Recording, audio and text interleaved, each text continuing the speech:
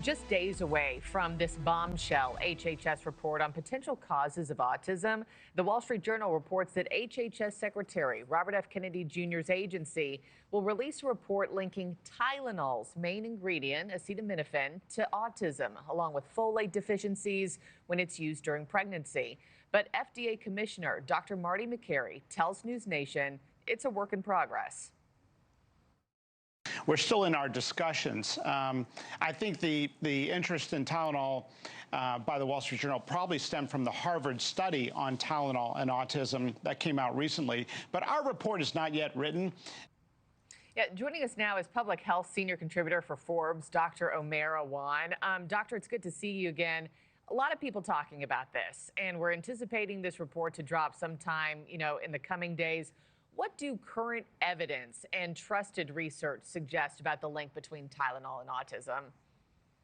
Well, Markie, we have to be a little bit cautious before making any definitive conclusions because the HHS is going to cite an observational study about Tylenol and autism. And we know that observational studies never prove causation. It would be analogous to looking at, for example, waking up early in the morning and work productivity. Of course, we know they probably are related. If you wake up early, you may be more likely to be productive, but certainly waking up early doesn't cause being more productive.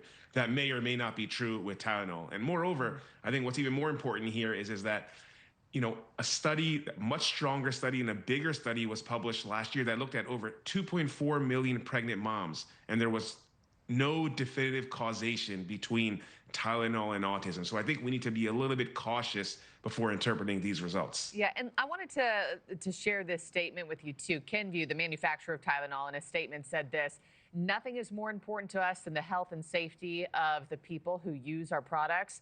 We have continuously evaluated the science and continue to believe there is no causal link between acetaminophen use during pregnancy and autism." So, doctor, my question to you is, what advice would you give to pregnant women who are trying to weigh these concerns right now ahead of this report?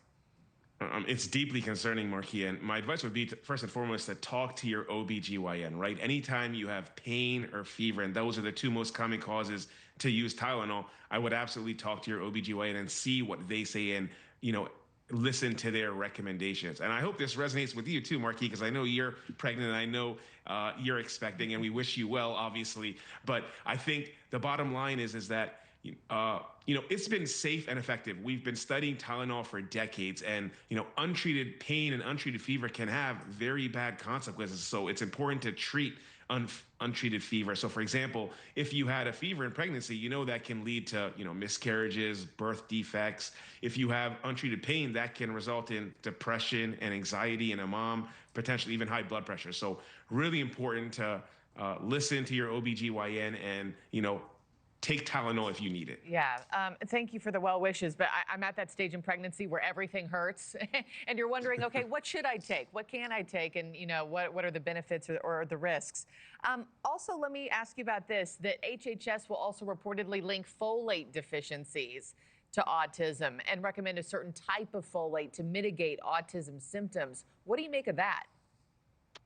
It's hard to say at this time. We know that folate deficiency can have detrimental effects on a fetus. So, for example, in the first trimester, it is related to neurodevelopmental diseases. That's why we give folate in the first trimester, to prevent these things. Now, whether or not it's related to autism, we don't know right now. And I think we need to do more research before we make those definitive claims. But certainly something to keep our eyebrows raised for and to look at and to investigate more extensively.